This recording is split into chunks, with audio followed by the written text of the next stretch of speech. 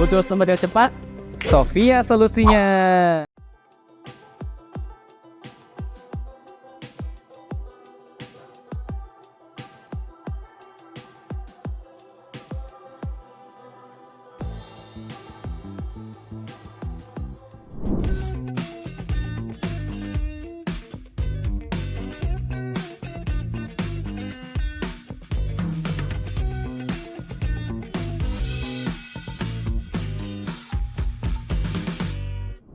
Ini kan begitu banyak seliweran. Sudah dihembuskan dari tahun 2020 bahwa Oktober, November, Desember gitu ya, para ekonom gitu ya, pada melihat bahwa 2023 Indonesia itu akan bla bla bla bla. Karena akan ada krisis pangan, moneter dan lain-lain gitu kan ya. Banyak sekali krisisnya. Tapi yang bisa kita lakukan adalah kita nggak bisa melihat secara dan skala global. Karena kita orang pribadi, yang kita urusin adalah keuangan kita aja. Lingkup kecil aja. Kalau input negara udah ada para pejabat yang mengaturnya, betul nggak? Betul ya. Yang kita atur adalah bagaimana urusan domestik keuangan kita. Kira-kira masih punya dana nggak untuk biaya kehidupan? Itu yang paling penting ya Mbak. Ya kan? Kemudian yang kedua, masih bisa nggak beli tas-tas ini? Betul nggak sih? Ya kan? Betul ya.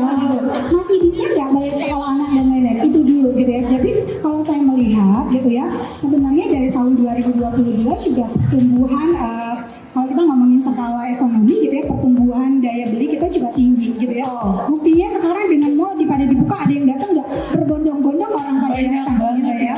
Kenapa? Karena 2 tahun kemarin sebagian masyarakat kita yang menjaga uangnya masih melihat wait and see gitu ya. Tapi ada juga yang memang kehilangan pendapatan dan lain-lain dan sekarang masih berjuang gitu ya. Jadi dalam kehidupan itu selalu ada dua Mbak, ada dua kelompok gitu ya. Nah sekarang kita bicara untuk kelompok yang misalnya saat ini masih berjuang efek dari pandemi 2 tahun yang lalu gitu ya. Nggak masalah, yang penting saat ini yuk kita perbaikin dulu dari segi mental dan lain-lain. Sembari kita melihat peluang apa yang kita bisa lakukan. Dengan adanya hari ini, sebenarnya aku bisa melihat peluang. Kalau aku sebagai orang yang, gue butuh duit nih gitu.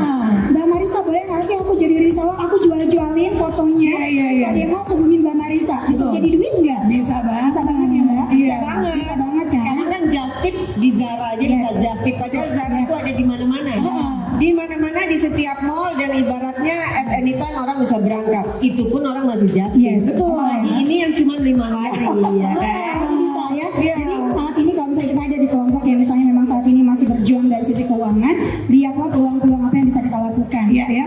Jangan underestimate bahwa wah nanti 2023 gelap makin terpuruk nih. Enggak gitu ya. Oke. Kemudian kalau misalnya kita lihat data keuangan juga nih Mbak Zara gitu ya, bahwa perempuan-perempuan saat ini luar biasa loh. Luar biasa banget. Kalau misalnya dilihat data literasi keuangan yang terbaru, perempuan saat ini angkanya lebih tinggi dibandingkan laki-laki. Why? Ternyata 2020, 2022 2021, 2022 membangunkan perempuan-perempuan gitu ya, bahwa ayo bangkit gitu ya. Lu bisa loh dengan mudah bisa dapat pendapatan meski dari rumah. Just tip bisa. Buat makanan bisa, buat jamu bisa. Baju dan whatever itu banyak. Betul. Nah, jadi kalau aku bilang gitu ya, buat yang masih keterbatasan keuangan, don't worry, be happy. Banyak peluang. Oke. Sedangkan yang punya pendapatan saat ini, kemudian punya uang dan segala macam gitu ya, otomatis mau tidak mau uangnya diatur dan dijaga. Gitu. Jadi ada pos-pos kapan kita buat pribadi, kapan buat kita buat kewajiban, kapan buat kita kebutuhan, gitu ya. Itu dia. Karena kan ini sebenarnya keinginan yang mau nggak mau juga harus kita penuhin. Gitu. Betul banget. Jadi feeling. iya. Kalau kata Mbak Risa tadi, kita tuh juga butuh reward gitu. Iya. Kita harus mendapatkan itu atas apa yang udah kita lakukan, apresiasi untuk diri sendiri. Gitu. Pokoknya bilang kalau misalnya ada berita ekonomi dan lain, untuk informasi tidak masalah. Tapi kalau misalnya kita adopt ke dalam diri kita kemudian kita jadi takut, ya enggak. Karena namanya hidup itu selalu ada jatuh bangun. Gitu. Betul. Bagaimana kita siap atau tidak.